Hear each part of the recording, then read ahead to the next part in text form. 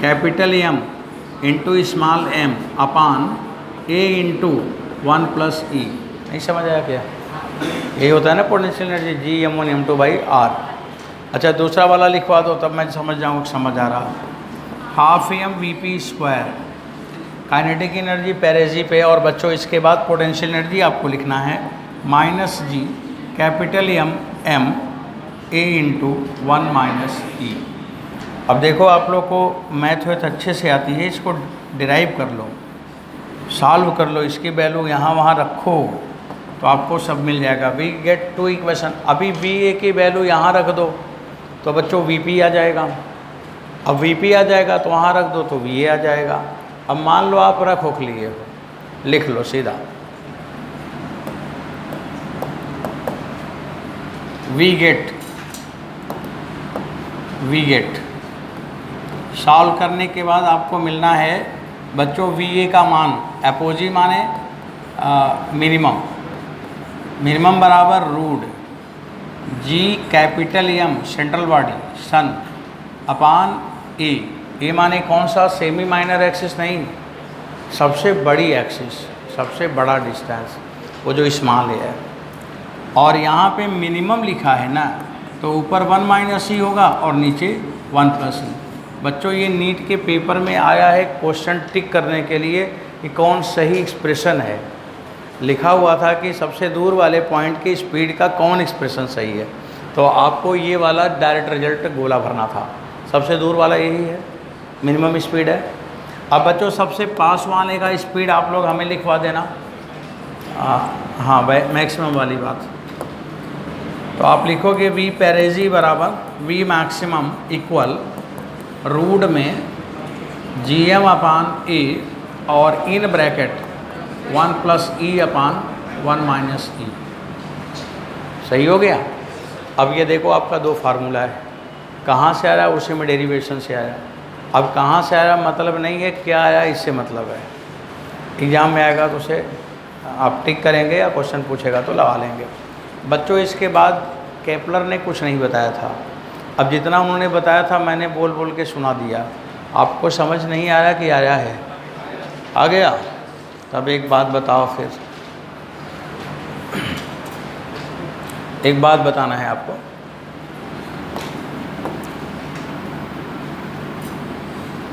Orbital velocity, देखो अब आपका सवाल है आपके लिए। ऑर्बिटल वेलोसिटी जब कल आप पढ़ रहे थे तो उसमें आपने निकाला था ऑर्बिटल वेलोसिटी बराबर आया था √GM अपान स्मॉल r।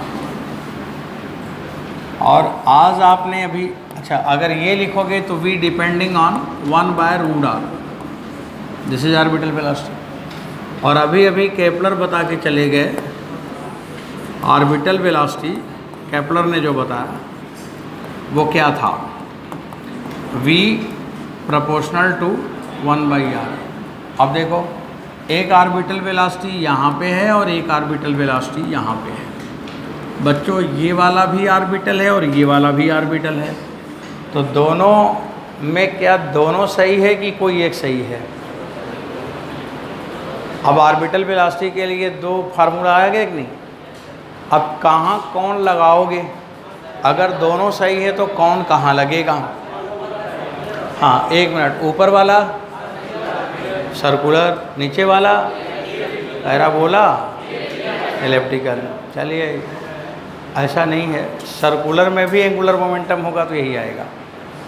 एंगुलर मोमेंटम का कंजर्वेशन सर्कुलर में भी वही आएगा, एलिप्टिकल में भी वही आएगा। जहाँ पूछेगा वहीं आएगा V इंटू आर बराबर कांस्टेंट। आएगा कि नहीं? उस एंगुलर मोमेंटम से कोई लेना लादना नहीं कि सर्कुलर है कि पैराबोला है कि एलिप्स है कि सड़क है कि रिंग रोड है कि हवाई जहाज़ कहाँ है, कोई लेना लादना नहीं, उसकी वैल्यू फिक्स है। तो आपने जो अभी बोला था कि सर्कुलर है और ये एलिप्टिकल, वो एकदम गलत बात बोला था। वो अब मत बोलना, आया वैसे ही है जैसे आपने बोला है, पर ये एंगुलर मोमेंटम ना कहीं भी आ सकता है। एलिप्टिकल ऑर्बिट में आएगा तो भी V R constant, circular orbit में आएगा तो भी वी आर कांस्टेंट। जहाँ भी आएगा वहीं पे V R into V R का मल्टीपल कांस्टेंट होगा, ऐसा नहीं है। आया भले वैसे, लेकिन इसका ऐसा मतलब नहीं है। बच्चों देखो, मैं बता रहा हूँ क्या कहाँ पे क्या लगाओगे। ये भी ऑर्बिटल वेलोसिटी है और ये भी ऑर्बिटल वेलोसिटी है। ये मैं कहाँ लिखूँगा, देखो बगल में लिख रहा हूँ।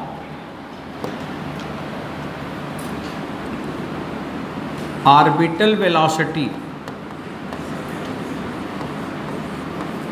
Orbital velocity in different orbit, in different orbit, in different orbit. इसमें क्या है, ऑर्बिटल वेलोसिटी, ऑर्बिटल वेलोसिटी ये भी है at different point, at different point,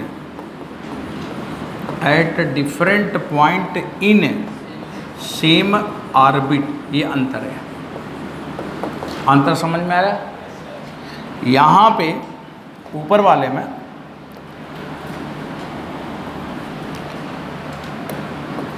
जैसे मान लो एक ऑर्बिट ये है, एक ऑर्बिट ये है, और इस वाले में कोई भी ऑर्बिट ले लो, एलिप्टिकल पढ़ा है आपने तो एलिप्टिकल ही ले लो, ये है। अब जैसे मान लो कि एक यहाँ पे है, एक बॉडी बच्चों यहाँ पे है और एक यहाँ पे है। ऑर्बिटल स्पीड इसकी भी है और ऑर्बिटल स्पीड इसकी भी है, बट ये रेडियस दिया है मान लो स्मॉल r1 और ये रेडियस दिया है मान लो स्मॉल r2। तो we can use v1 by v2 equal to root में r2 बाई r1, राइट बच्चों। अब यहाँ पे v प्रोपोर्शनल टू क्या होगा, 1 बाई रूट r। समझ गया। अब देखो यहाँ पे देखो, अब यहाँ पे ये बॉडी एक बार यहाँ पे है और एक बार मान लो बच्चों यहाँ पे है। अब अगर यहाँ पे है तो इसकी वेलोसिटी इधर है v1, और ये जो डिस्टेंस होगा, एक कोई पॉइंट पे ले लो, यहाँ पे ले लो। अब मैंने यहाँ पे दिखाया, ये वेलोसिटी है v1 और ये कितना है r1। मैंने यहाँ पे दिखाया ये वेलोसिटी है v2 और ये दिखा रहा है r2। तो देखो डिफरेंट पॉइंट हो गया कि नहीं, एक पॉइंट है लेकिन ऑर्बिट एक है। तो आप इस वाले में लिखोगे v inversely proportional to 1 by r, और v1 अपान v2 पूछा जाए तो you can put its value r2 by r1। समझ आ रहा है, ये लिखा हुआ। मैं यहाँ पे पहले कुछ एंगल दिखाया था, फिर आपके दिमाग में वो बात ना आए उससे पहले मैं मिटा के फिर आगे बढ़ा दिया न, पहले एंगल बनाया था फिर मिटा दिया। अब अभी ये 90 डिग्री है, ये 90 डिग्री है, तो यहाँ पे लिखोगे v1 r1 साइन थीटा 1 बराबर v2 r2 साइन थीटा 2। ये पूरा होता है एंगुलर मोमेंटम का फार्मूला, mv_r साइन थीटा। अब यहाँ पे 90 है, यहाँ पे 90 है, तो साइन 90 कट गया। लेकिन अगर मान लो कोई एंगल यहाँ पे थीटा दे देता, तब क्या लिखते, तब लिखते v1 r1 साइन थीटा 1, और यहाँ पे लिखते v2 r2 साइन 90, या थीटा 2 होता तो साइन थीटा 2। तो आप ऐसे लिख के लगाओगे। मान लो एग्जाम में ऐसे ना आए, टीचर एंगल बना के दे दे, तो हमें दिमाग में होना चाहिए, क्या होना चाहिए कि वी आर साइन थीटा लिखना है। तो समझ आया। तो बच्चों ये एंगुलर मोमेंटम के बेस पर आपका और वो सेंट्रीफ्यूगल फोर्स के बेस पर ये दोनों रिजल्ट आपके पास। ये केपलर के फर्स्ट लॉ के बाद अब आप लिखिए second law, Kepler second law. चलो आगे बढ़ाओ। अब इसमें कोई सवाल देगा, लगा लोगे कि नहीं? वही नंबर बदल देगा और क्या करेगा, आसमान का तारा लाएगा क्या? अब लिखो सेकंड लॉ।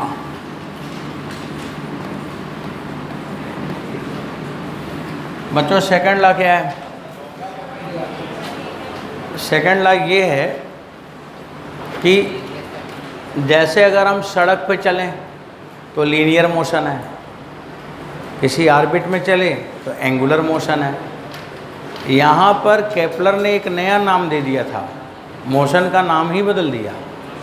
बोला कि ये जो प्लैनेट चल रहा है सन के चारों तरफ, तो कहाँ से कहाँ तक चला, तो वो सन के सेंटर को लेकर वो निकालो कितना एरिया स्वीप किया, मतलब कितना एरिया उसने चला। तो वो एरिया पर यूनिट टाइम, वो कहीं भी हो पर sweep area per unit time remain constant, यही इसकी प्रॉपर्टी था। तो क्या लिखा था कि एरियल स्पीड कांस्टेंट होगा।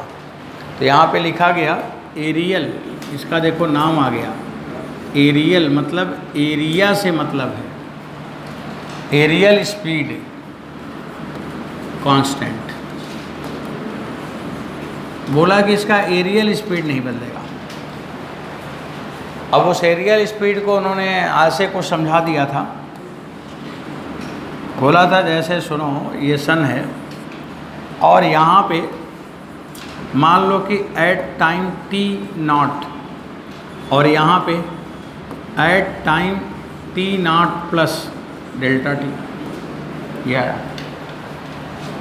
फिर यहाँ पर उतने उसी टाइम पर मान लो टी नॉट,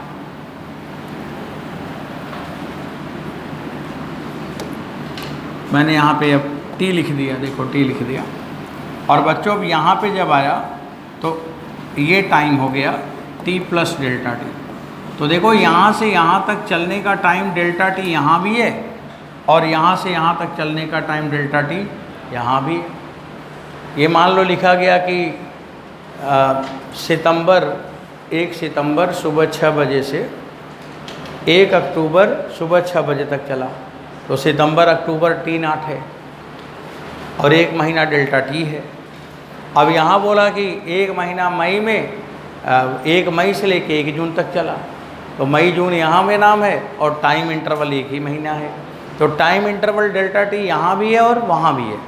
तो बच्चों इसने ये बोला कि जो एरिया ये स्वीप करेगा ये एरिया, और यहाँ पर जो सन को लेकर एरिया स्वीप करेगा ये वाला, तो इसका एरिया इन्होंने कहा था कि बदलेगा नहीं।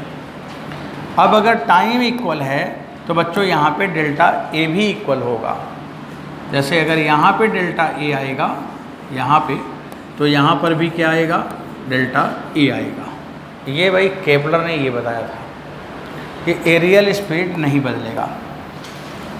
तो बच्चों अब हम इसे ऐसा लिख सकते हैं ना, delta A upon delta T लिख सकते हो आप। डेल्टा टी पर सेकंड कितना एरिया स्वीप करेगा, delta A upon delta T. अब अगर डेल्टा अच्छा ना लगे भाई तो डी ए लिख लो, D A upon D T बराबर कॉन्स्टेंट, जहाँ पे कैपिटल क्या है, स्वीप एरिया ए या डेल्टा ए, स्वीप कितना उसने कवर किया, स्वीप एरिया।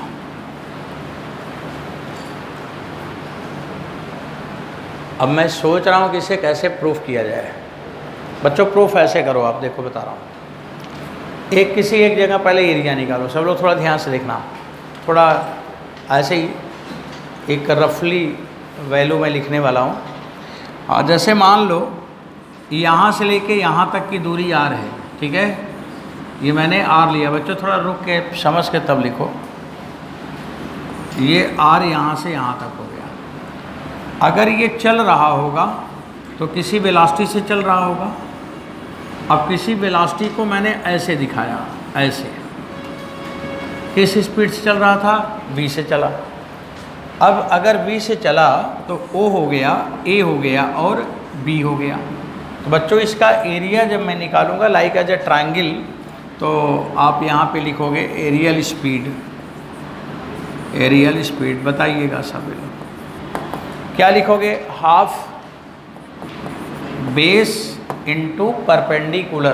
तो बच्चों परपेंडिकुलर डिस्टेंस कितना होगा, and if it will cover distance certain distance with speed v, तो व्हाट विल बी डिस्टेंस बच्चों, dt समय में यहाँ से यहाँ तक का स्पीड कितना हो जाएगा। फिर अगर ये v से चलता है, dt समय तक चलता है या डेल्टा t समय तक चलता है, तो आप यही लिखोगे ना v इंटू डेल्टा टी। बताइए लिखोगे। अब ये डेल्टा a हो गया और नीचे क्या लिखोगे, डेल्टा t, और ये कट गया। अब ये वैल्यू कितनी हो गई, half R into V. Areal speed आ गया। अब अगर वो क्वेश्चन में कह दे, ऐसे बोल दे कि यहाँ से कोई डिस्टेंस दे दे कि इस दूरी पर और उसका वेलोसिटी इतनी है, कौन सी वेलोसिटी, टेंजेंशियल, या वेलोसिटी ही दे दे कि इतनी वेलोसिटी है, तो बच्चों आर दे दे और वी दे दे तो आप रख लोगे, आ जाएगा कि नहीं, एरियल स्पीड आ जाएगा फट से। कोई ज़रूरी नहीं कि एरिया निकालो बैठकर, आर और वी तो आता है ना, तो वहाँ से आ जाएगा। अच्छा, ये कांस्टेंट कैसे हुआ, ये कैसे समझोगे आप बच्चों? कैसे मैं समझूँ कि ये कांस्टेंट है? केपलर के कहने से तो अब नहीं समझोगे, आपके दिमाग में आना चाहिए कि कैसे है। अभी आपने पढ़ा है एंगुलर मोमेंटम, बच्चों कंजर्व है कि नहीं, कंजर्व है, तो एंगुलर मोमेंटम भाई कंजर्व है, और ये एंगुलर मोमेंटम होता है L बराबर mvr, होता ही है। तो बच्चों यहाँ से vr बराबर अगर लिखा जाए तो L/2m। बताओ, L भी कांस्टेंट और m भी कांस्टेंट, ना तो L बदलेगा और ना तो m बदलेगा, तो एरियल स्पीड भी क्या हो गया, कांस्टेंट। अगर एरियल स्पीड दे दे, एंगुलर मोमेंटम दे दे तो मास आ जाएगा प्लैनेट का, या कोई भी दो चीज़ दे तो तीसरा निकल जाएगा। तो बच्चों यहीं पे बात हो गई समाप्त। यही इतना केपलर बताए थे, बाकी केपलर और कुछ नहीं बताए थे। बोला था कि एरियल स्पीड नहीं बदलेगा, इक्वल टाइम में इक्वल एरिया स्वीप करेगा, चाहे वो प्लैनेट जहाँ भी हो। ये बच्चों इस सेकंड लॉ भी हो गया। ये पूरा थ्योरेटिकल है, इसमें कुछ पूछता नहीं है, पूछता है तो थ्योरी ही पूछता है, वही L/2m पे आपको टिक करना रहेगा। इसके बाद लिखो third law, Kepler's third law. बच्चों हम लोग थर्ड लॉ लिखने वाले हैं जल्दी से।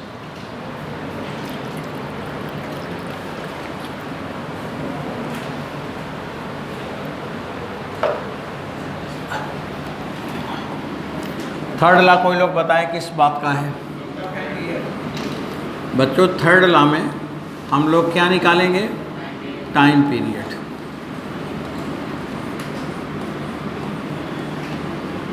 Time period of orbiting body.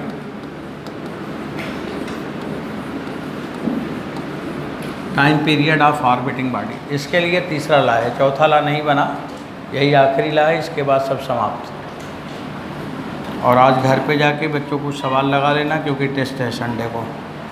इसी संडे को है क्या, और कोई संडे को है, मतलब होगा ना टेस्ट को। इस संडे को उसका है ना MSc बैच, और IT वालों का RTS है, ठीक है। चलिए ठीक है बच्चों, अब यहाँ पे देखिए, अब थर्ड लॉ क्या है उसको सुनो। थर्ड लॉ को मैं आसान सा काम करूँ तो ऑर्बिट सर्कुलर ले लूँ। अब ये सर्कुलर ऑर्बिट है और ये v स्पीड से चल रहा है r रेडियस में, और जिसके अबाउट चलेगा वो सेंट्रल मास m है, और जो चलेगा वो स्मॉल m है। बच्चा आप लोग देखो डिस्टेंस कहाँ से लिया है, सेंटर से लिया है। टाइम पीरियड निकालना है तो पहले तो v का मान बताओ, याद होना चाहिए।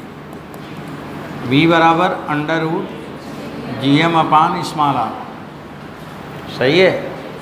इसमें 1 + e 1 - e नहीं लगेगा, सर्किल दिखाया है, तो v बराबर हो गया √GM/r।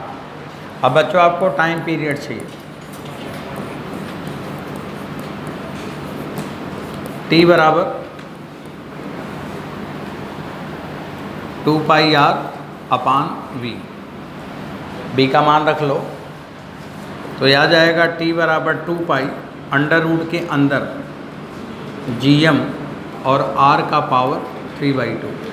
ना तो 2π बदलेगा ना तो ये बदलेगा, सेंट्रल बॉडी तो वही है, जहाँ है वहीं है। अब आप किस ऑर्बिट में घूमेंगे, रेडियस आप डिसाइड करोगे तो टाइम पीरियड बदल जाएगा। तो टाइम पीरियड आया t = r पावर 3/2।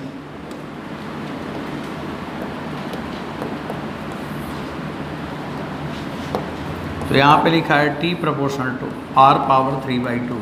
बच्चों आप लोग पॉपुलर किताब में लिखा हुआ है t² = r³, यही थर्ड लॉ है। ये टाइम पीरियड का स्क्वायर आर के पावर 3 के प्रोपोर्शनल है। आर पावर यहाँ पे 3/2 होगा। ये है केपलर का थर्ड लॉ। बस यही इतना थर्ड लॉ है।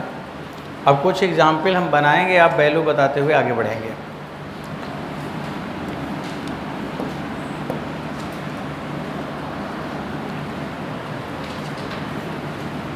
जैसे मान लो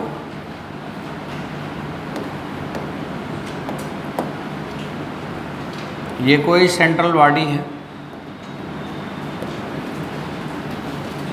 इसका रेडियस दिया है, मान लो आर दिया है, अर्थ ले लो, आर ही लिखा है, अर्थ मैंने ले ली।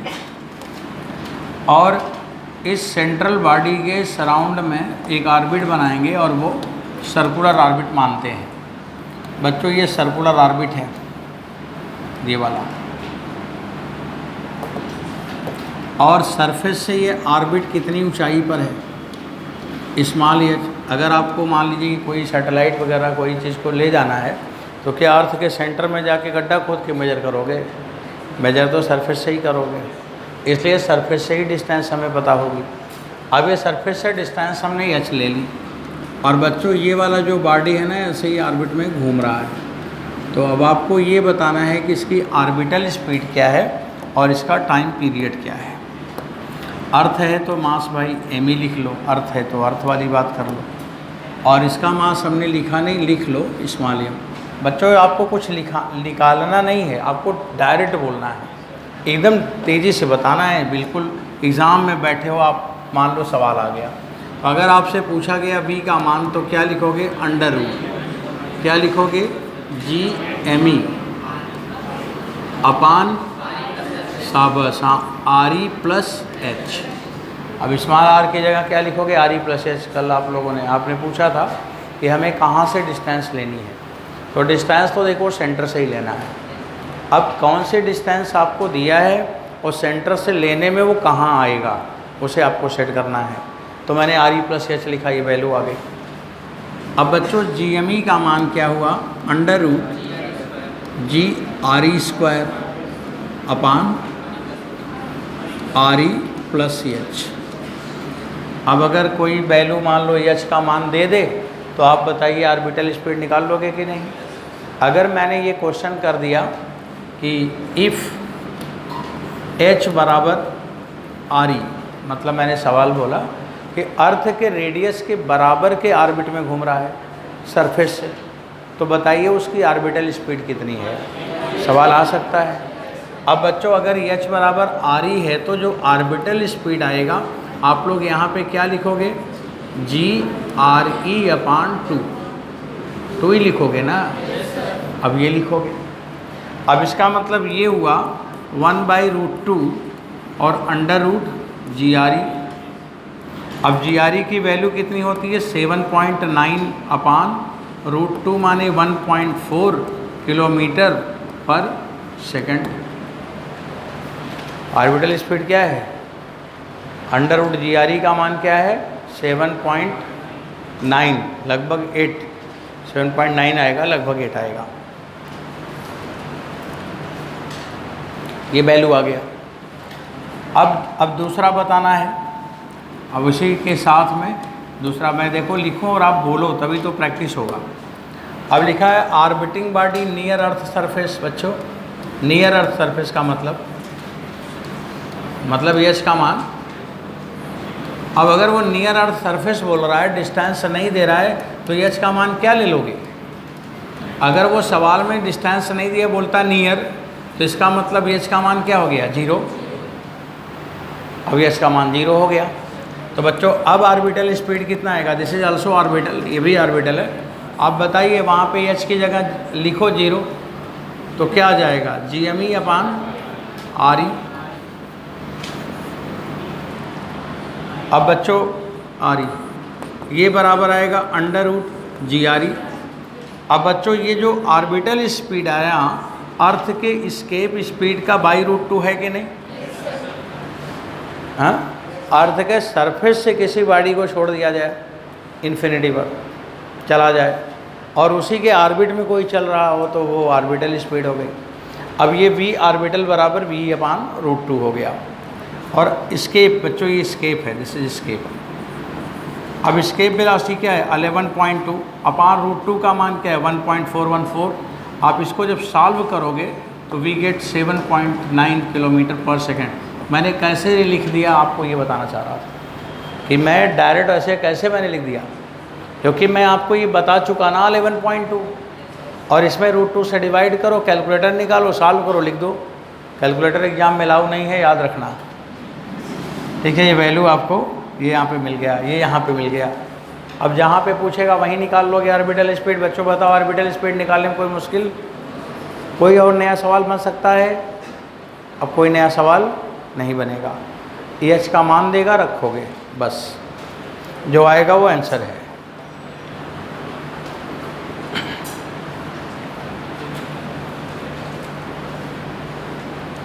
अब आप टाइम पीरियड लिखोगे।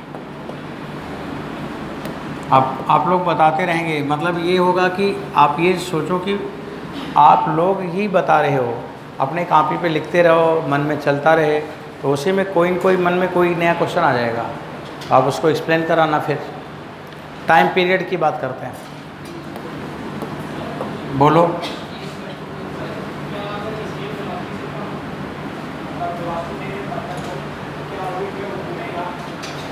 अगर एस्केप वेलोसिटी से,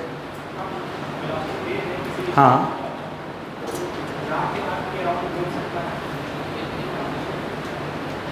चलिए इनका सवाल है कि हम कितना स्पीड दे दें कि वो, देखो एक होता है घूमना और एक होता है कि किसी ऑर्बिट में न रहना, एक होता है नियम को मानना और एक होता है नियम को न मानना। जो नियम को नहीं मानता उसे हम कहते हैं एक्स्ट्रा ऑर्डिनरी, उसका अपना नियम है, तो डेफिनेट है कि उसकी स्पीड ज़्यादा होगी, तभी एक्स्ट्रा ऑर्डिनरी है। और जो नियम को मान रहा वो क्या है, ऑर्डिनरी। तो जितने भी सैटेलाइट हैं वो अर्थ के चारों ओर ही तो घूम रहे हैं, इलाहाबाद के चारों ओर तो घूम नहीं रहे, वो तो अर्थ के ही चारों ओर घूमते हैं ना। अर्थ सेंटर में होता है, कोई ऐसे जा रहा है, कोई ऐसे जा रहा है, कोई ऐसे जा रहा है, तो सब किसके अबाउट घूम रहे हैं, अर्थ के ही अबाउट घूम रहे हैं, तो वो तो घूमेगा ही घूमेगा। लेकिन जब एस्केप वेलोसिटी दे दोगे तो अर्थ के अबाउट थोड़ी घूमेगा, तब वो अर्थ को छोड़कर कहीं और चला जाएगा, वो ऑर्बिट में चलेगा ही नहीं। एस्केप का मतलब है कि there will be no movement in orbit, किसी ऑर्बिट में वो नहीं जाएगा। ऑर्बिट से निकालना ही तो एस्केप है, और ऑर्बिट में रहना ऑर्बिटल है, समझ आ रहा?